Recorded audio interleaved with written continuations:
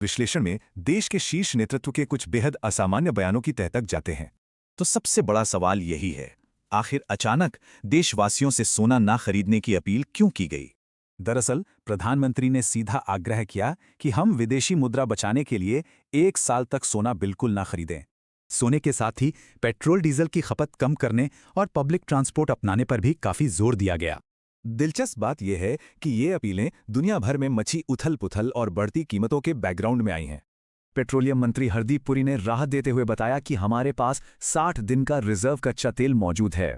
और gas supply की तो टेंशन ही नहीं, एलपीजी के लिए हमारे पास पूरे 45 दिन का ठोस रिजर्व है। मतलब साफ है, इतने वैश्विक दबाव के बाद भी 33.5 करोड़ परिवारों को बिना रुके एलपीजी मिल रही है। कमाल देखिए, मिडिल ईस्ट के तनाव के बीच हमारा एलपीजी उत्पादन बढ़कर 90,000 मीट्रिक टन तक पहुंच गया। लेकिन क्या सब कुछ सच में ठीक है? सरकारी दावों और कॉरपोरेट जगत की चिंताओं में जमीन आसमान का फर्क है। मशहूर बैंकर उदय कोटक ने तो साफ कह दिया कि हमें बहुत ही खराब हालात के लिए तैयार रहना चाहिए।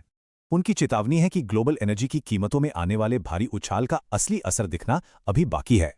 उन्होंने साफ कहा कि आम जनता को जल्द ही प्रत्यक्ष और अप्रत्यक्ष दोनों तरह के वित्तीय झटके लगने वाले हैं। उद्योगपति सुनील मित्तल भी मानते हैं कि अपने शानदार ग्रोथ के बावजूद हम वैश्विक आर्थिक दबाव से बच नहीं सकते। उन्होंने भी पीएम की बात दोहराई, कहा कि हमें बाहर से सोना मंगाने के इस भारी जुनून को छोड़ना होगा। उनके अनुसार अब डरने का नहीं, बल्कि घरेलू ढांचे और रिन्यूएबल ऊर्जा में तेजी से निवेश बढ़ाने का समय है। पर जरा सोचिए, सोना न खरीदने की इस अचानक अपील को हमारा आभूषण उद्योग किस नज़र से देख रहा है? राजेश रोकड़े ने कड़वी सच्चाई बताई। बिक्री पूरी तरह रुकने से 1 करोड़ लोगों के बेरोजगार होने का खतरा है। वे इन्वेस्टमेंट वाला सोना रोकने के पक्ष में हैं, पर आभूषण बिक्री रुकने से जीडीपी को भारी नुकसान होगा। नया डेटा भी यही कहता है।